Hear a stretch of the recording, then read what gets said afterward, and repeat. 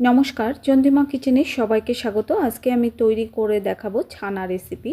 সন্দেশের ছানাটা একটু অন্যভাবে করা হয়, আর এভাবে ছানা কাটলে আপনার সন্দেশ করার সময় দানাটা কখনোই শক্ত হবে না। আপনারা যদি মিষ্টির দোকানের মতো সন্দেশ বানাতে চান তাহলে আজকের এই রেসিপিটা আপনাদের জন্য। ছানা বানানোর জন্য আমি এখানে 2 কেজি দুধ নিয়েছি, আর সন্দেশ বানানোর জন্য দুধের পরিমাণটা একটু বেশি নিলেই ভালো হয়। মিষ্টির দোকানে এই ছানা করার জন্য কি সিক্রেট উপকরণ দেয়, আজকে আমি সেটাই আপনাদের সাথে শেয়ার করব, যা কেউ কখনোই আপনাদেরকে বলেনি। ছানা থেকে জল ঝরানোর জন্য আমি কাপড়টা আগে থেকে রেডি করে রাখছি। এবার আমি দুধটা জাল দিয়ে ফুটিয়ে নেব। আপনারা আগে হয়তো লক্ষ্য করেছেন দুধটার মধ্যে কিন্তু একটু বরফ জমেছিল। আমি ফ্রিজ থেকে বের করে দুধটা কিন্তু ছানা কেটে নিচ্ছি। এবার একটা সিক্রেট উপকরণ তৈরি করে নিচ্ছি। এটা সিক্রেট উপকরণ, এখানে দিয়ে দিচ্ছি 2 টেবিল চামচের মতো ময়দা। আমি গ্রামের মাপটা বলে দিচ্ছি, প্রতি কেজি দুধের জন্য আপনারা 10 গ্রাম করে ময়দা মেশাবেন। এবার জল দিয়ে ভালো করে গুলে নিচ্ছি। খুব ভালোভাবে কিন্তু গুলে নিতে হবে, একটু পাতলা করেই গুলে নিতে হবে। আর এই সিক্রেট উপকরণগুলো কোনো মিষ্টির দোকানই আপনার সাথে শেয়ার করবে না। এই উপকরণটা দেওয়ার জন্য সন্দেশের দানা কখনোই শক্ত হবে না। এবার ভিনেগার জলটা বানিয়ে নিচ্ছি। এজন্য আমি 1/4 কাপ ভিনেগার দিচ্ছি, আর 1/4 কাপ ভিনেগারের সাথে 1/4 কাপ জল দিয়ে দিচ্ছি। এখানে জল আর ভিনেগার দুটোই সমপরিমাণ দিতে হবে। এবার একটা চামচ দিয়ে ভিনেগার জলটা আমি ভালো করে মিশিয়ে রেখে দেব। আপনারা চাইলে ছানার জল দিয়ে এখানে ছানাটা কাটতে পারেন। আমার কাছে ছানার জল ছিল না, তাই আমি ভিনেগার দিয়ে কেটেছি। এবার দুধটা ফুটে ওঠা পর্যন্ত অপেক্ষা করতে হবে। ছানার রেসিপি কিন্তু পুরোটাই দেখতে হবে, না হলে কিন্তু আসল ছানা বানাতে পারবেন না। দুধটা ফুটে উঠেছে, এখন গুলে রাখা ময়দাটা আমি দুধের মধ্যে দিয়ে দিচ্ছি।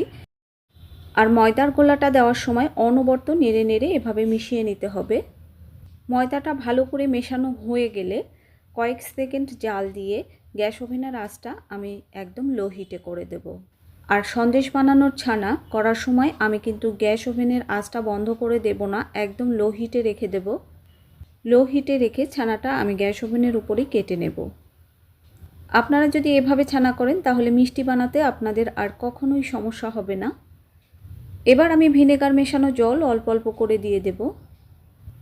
আমি আবারও বলছি, আমি কিন্তু গ্যাস ওভেনটা বন্ধ করিনি, একদম লো হিটে আছে। এই ছানাটা কাটার জন্য আমি বড় ধরনের একটা কড়াই ব্যবহার করেছি। ভিনেগারটা আমি অল্প অল্প করে 2 থেকে 3 বারে মিশিয়ে ছানাটা কেটে নেব। আর এই ছানাটা কিন্তু নরম করে কাটতে হবে, চড়া করে কাটা যাবে না। চড়া করে কাটলে কিন্তু সন্দেশটা ভালো হবে না।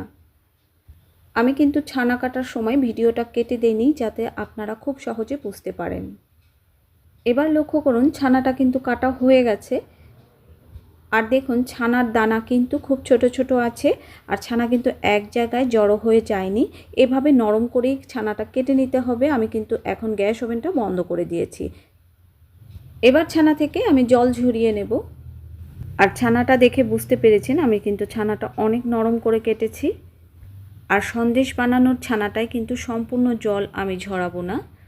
দেখতে থাকুন তাহলে বুঝতে পারবেন।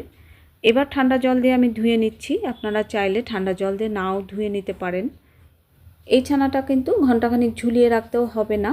ছানা তৈরির সাথে সাথেই আপনারা কিন্তু সন্দেশ বানাতে পারবেন। যদি ছানাটা রেখে পরে সন্দেশ তৈরি করতে চান সেটাও কিন্তু তৈরি করতে পারবেন। আমি কিছু সময় এর মধ্যে এভাবেই রেখে দিয়ে দেখুন ছানাটা আমি তুলে নিয়েছি। আর ছানার নিচে দেখুন অল্প অল্প জল রয়েছে। ঠিক ছানাটা এভাবেই কেটে নিতে হবে, জল সহই কিন্তু সন্দেশ বানাতে হবে। সন্দেশ বানানোর জন্য পারফেক্ট ছানা তৈরি হয়ে গেছে। সবাই সুস্থ থাকুন, ভালো